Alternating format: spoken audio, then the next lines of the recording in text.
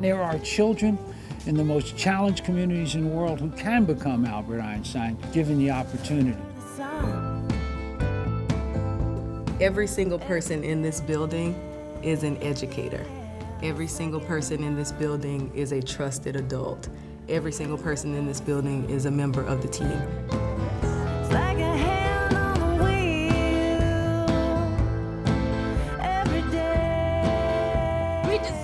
Riches of freedom and security of justice. We deserve to be heard. We will rise. This is the story of the Leadership Academy, a nonprofit organization founded in New York City that has emerged as a national model for teaching and inspiring leadership at every level of the school system. Today's students, today's population, we are shifting as a country demographically, and we have to think about what leadership means in today's context versus the way in which we experience schooling. How are the students experiencing school on a day-to-day basis, and what are the systems and structures that we may need to be changing within the school building in order to enhance that student experience? As schools across the United States welcome students and families from varied corners and cultures of the country and the world, the Leadership Academy is committed to making sure leaders have the will and skills to create an environment where every student can be successful. Leadership requires having very difficult conversations about changing the way in which we've done schooling for years, and specifically to name some of the inequities that have existed long before we even arrived on scene. To me, equity is treating all people fairly, which does not mean treating them all the same. It's meeting a human being where he or she is. The work of leading is an adaptive challenge.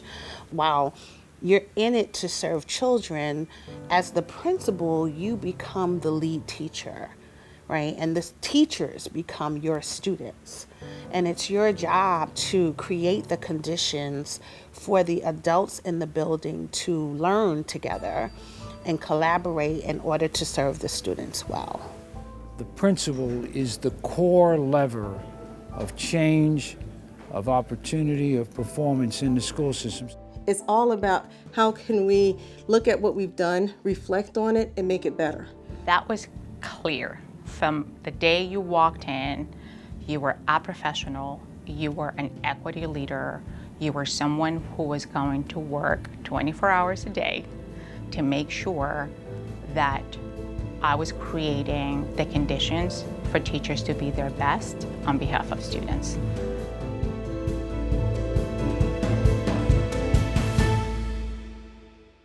We're here at Lexington School District 1. Lexington School District 1 represents one of the many school systems across the country with whom we have the opportunity to work.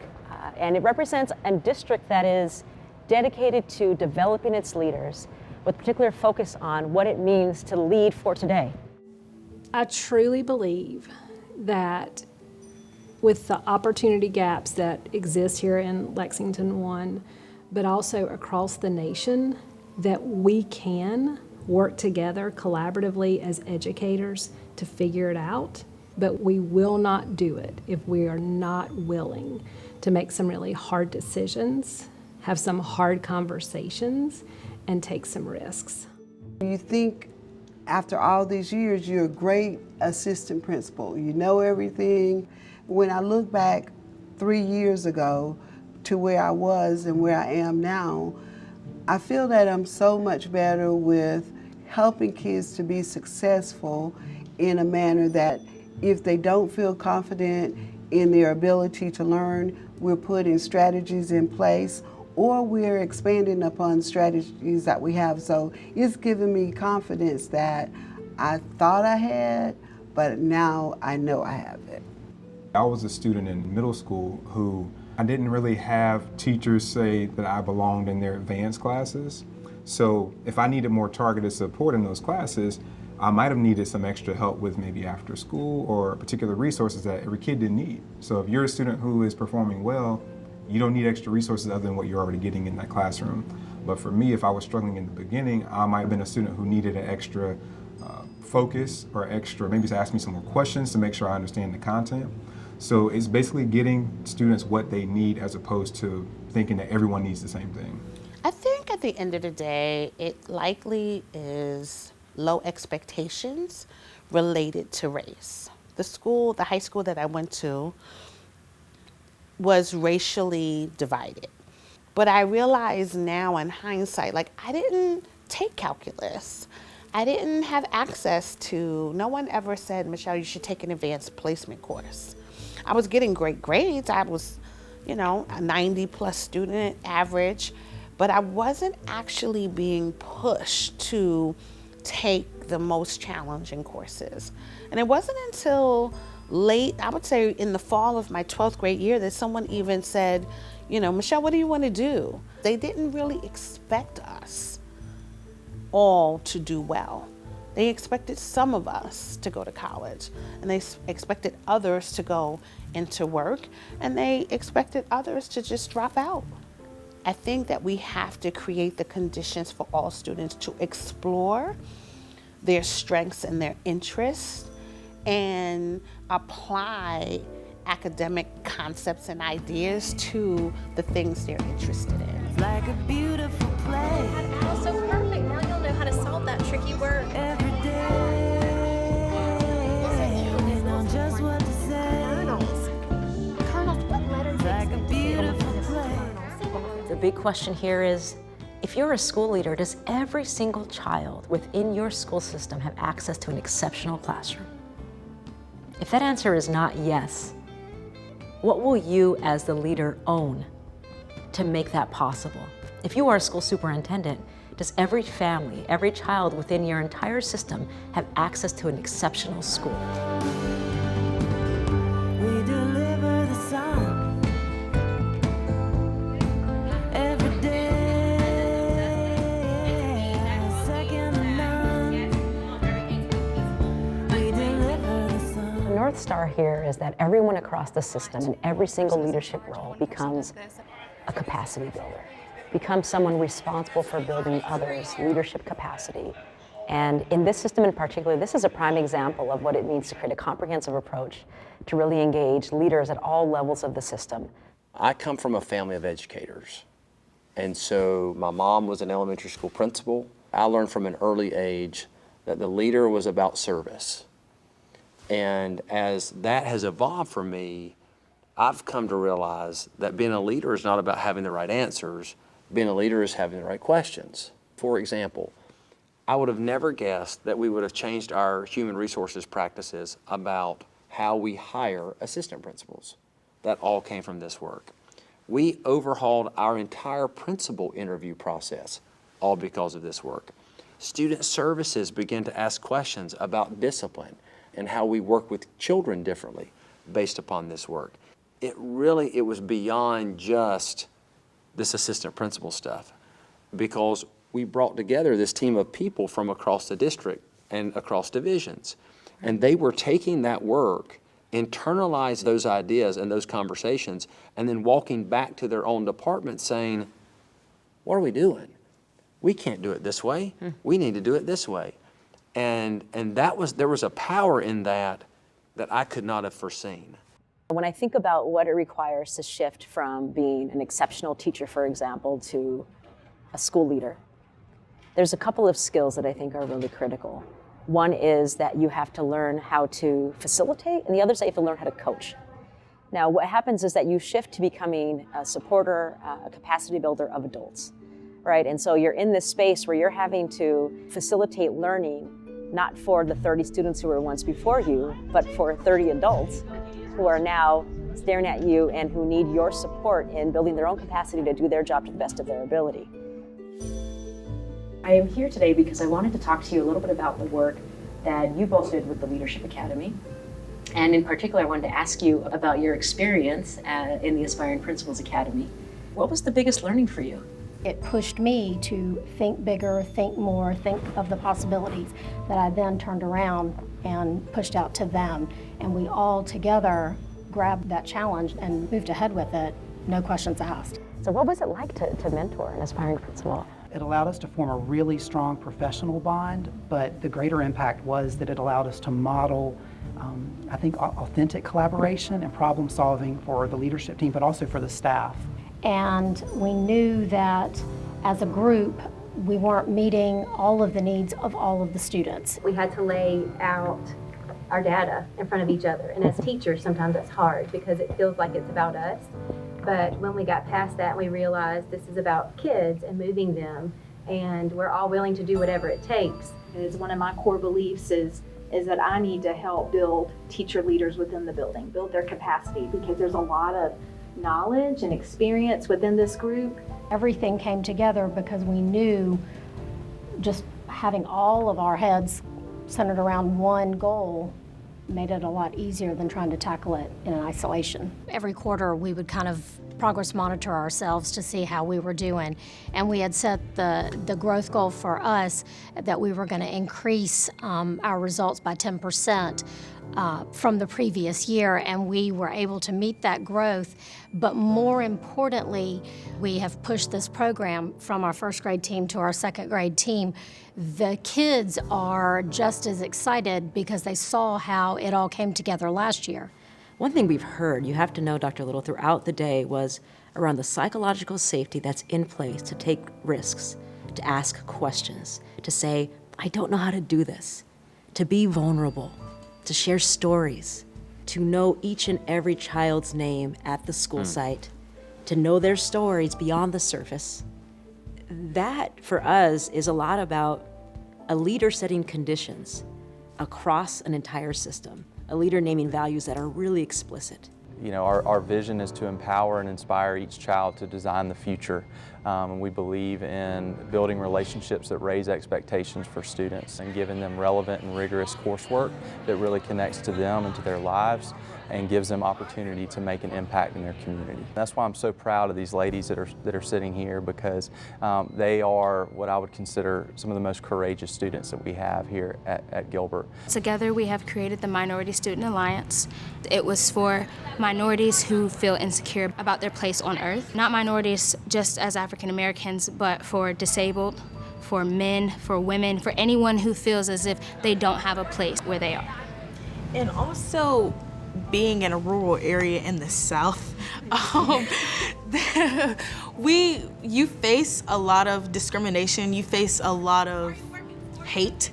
MSA, it's all of us coming together so we can voice our opinions and everything without being attacked, where everybody can come together. It's like, you think this way, that's okay. They have taken on the mantle of creating an organization to make sure that all students have a place, that all students are seen and heard.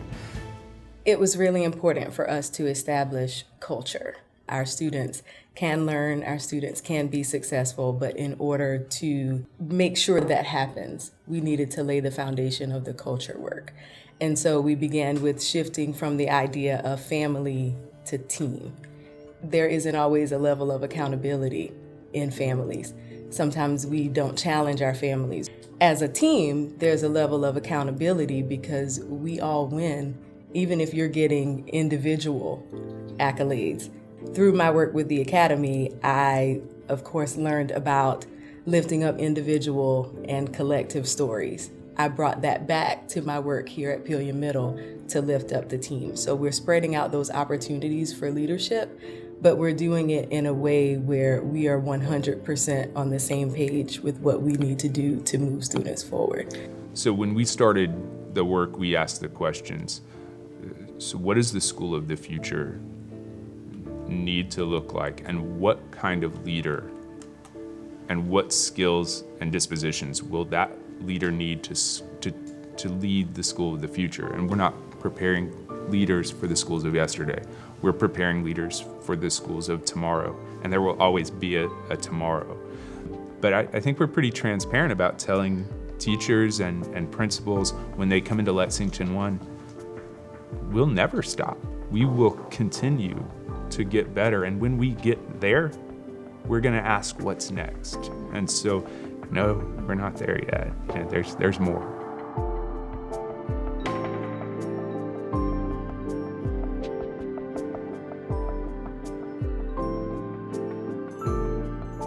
In the beginning, it was simple. Education was one person teaching another. Next, it was teaching teachers to teach. Now, with 14,000 school systems, 132,000 schools, and 76 million students in this country, the real challenge is leadership. I think the partnership with Des Moines is really exciting. They, as a district, have taken on this bold approach on really developing an equity plan and saying that we want to support the Black males that are in our district.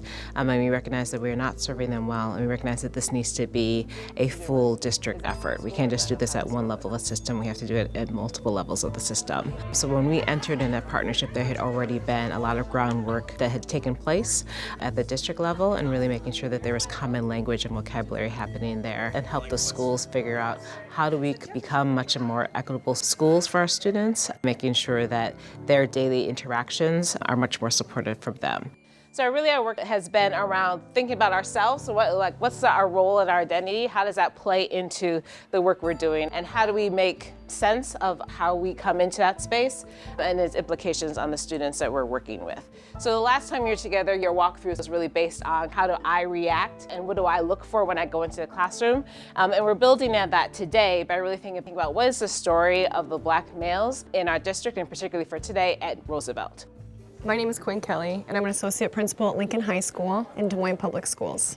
And what we're doing today is we are learning how to be transformative and more equitable leaders for our school district. To me, equity is about disrupting systems where kids are being intentionally targeted. How are we in the school district doing what we can in order to even the playing field for that student? And when we're not doing that, and what are we going to do about it to make sure that that student does have a shot to succeed academically, socially, and emotionally?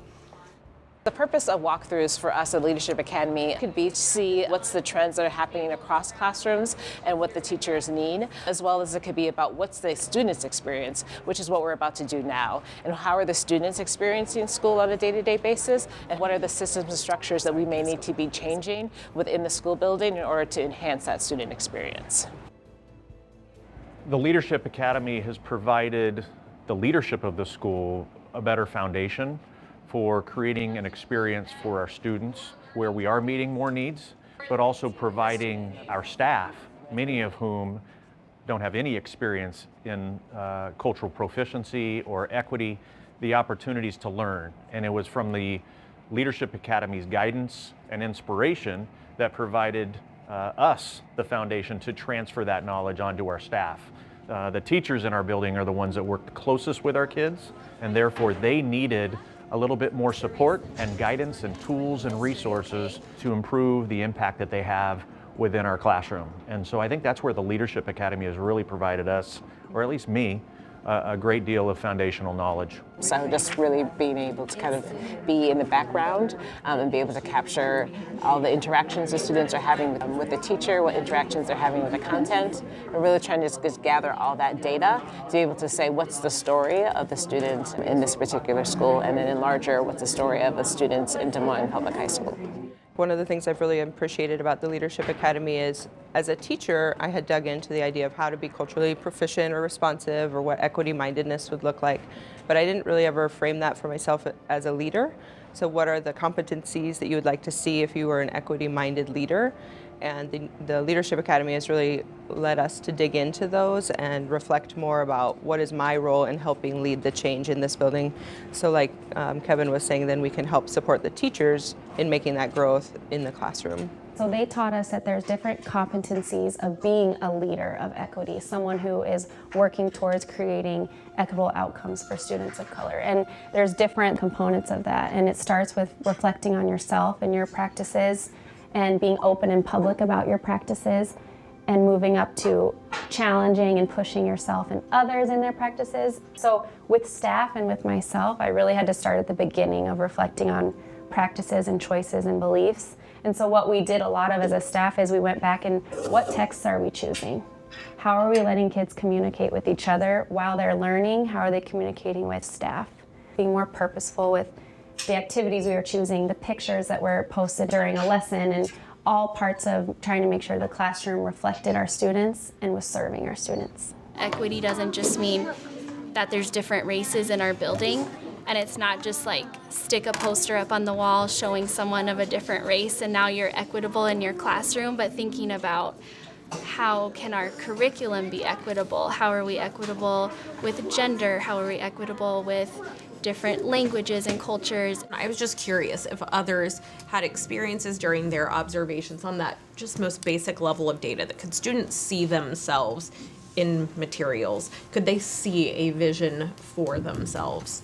There was a movie that was on, and so the student that we were watching was right up to the front. He was right there, but he had no connection to the movie itself. And so if I'm watching a movie but I don't see an African American male in it, my interest drops down. If you give me 10 books, but none of those books have a successful African American male, if I walk into a school and there's no people that look like me, I don't know how to make that connection, a real authentic connection. 85% of educators in the United States of America are white, and that absolutely plays a role in how we do our jobs. So step one is, can I see it? Do I have the ability to see where inequity exists? And so then, after you have this awareness and then willingness to do that, now, yes, do I have the tools to employ in order to do what's right here and make sure that I am leading in a way that allows for kids to have the ability to reach their full potential. There are two sides of the work that are really important. One is the personal development to become culturally proficient and be able to develop that skill that connects you with people who are different from you. And that's where you examine your blind spots, your biases, and your own baggage, your cultural background, your identity, and understand how does that impact how I connect with students and families. I think oftentimes we cannot see. And so doing something like this, where you're entirely focused on that student, it really is eye-opening. Even though you know that's there, this to me affirmed it, and really is still like a call to action.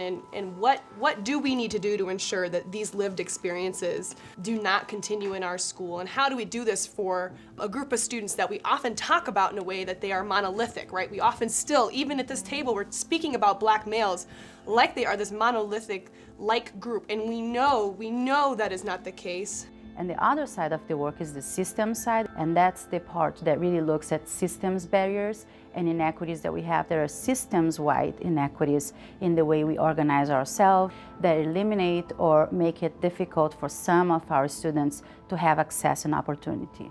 We do have a significant achievement gap between African American males and their peers, but it's important to point out that there's not a problem with African American males. There's a problem with our system and how we've served African American males. So some of the work with associate principals and district leadership and principals right now is how do we change our system to provide more equitable learning experiences and outcomes for Black males. The partnership with the Leadership Academy is it's critical. It's crucial to not only the success of Des Moines Public Schools in terms of continuing to challenge our own paradigms, our own individual and collective systemic dispositions and mindsets, but it's also critical because they validate when the work is really, really hard. You will get pushback. There are points where you will, you maybe get to a point where people don't believe in what you're doing. That is the hard work of really being an anti-racist educator and understanding what that looks like. When you're in the work and you're getting critics from every corner of the district around why are you doing what you're doing? Why are we lifting this up? This was never an issue before, but now you're saying it's an issue now. I do think it takes courage for anyone, in this case, white individuals, to admit that there is something flawed about the system and that the system itself has not been designed to meet others outside of the white race. I have to know that I'm going to be protected too when I'm going to be putting myself out there in the name of justice, in the name of equity. I need to know that somebody's going to have my back. You need a partner in the work that says, we told you this was going to be tough. We told you what you were embarking on is something that is about changing lives and changing how we see one another and how we serve one another. and you're going to impact humanity. And now that you're experiencing it, we're in this with you. And being in the arena with us is just as significant as continuing to challenge our thoughts and our paradigms around the work. And knowing that I have a district behind me who is saying, who not only just naming, but is acting on racial inequity, it means everything. We deliver the sun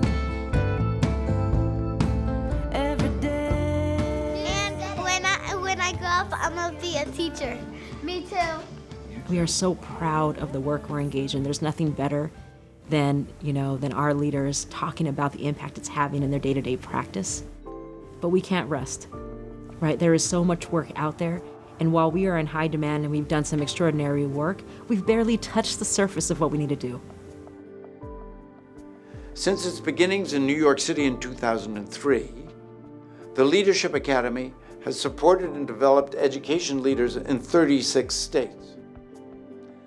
The Leadership Academy has adopted a name that reflects its vision that every school has a great leader who can transform learning for every child.